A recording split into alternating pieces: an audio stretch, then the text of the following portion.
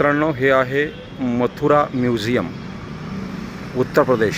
या मथुरा म्युझियममध्ये सर्वाधिक तथागत भगवान बुद्धांच्या उभ्या आणि विविध मुद्रेतील मूर्त्यांचा फार मोठा संग्रह या मथुरा म्युझियममध्ये करण्यात आलेला आहे।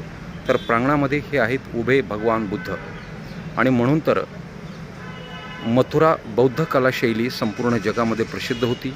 या मथुरेमध्ये बुद्धांच्या विविध मूर्त्या तयार केल्या जात होत्या आणि ते जगामध्ये निर्यात केल्या जात होत्या।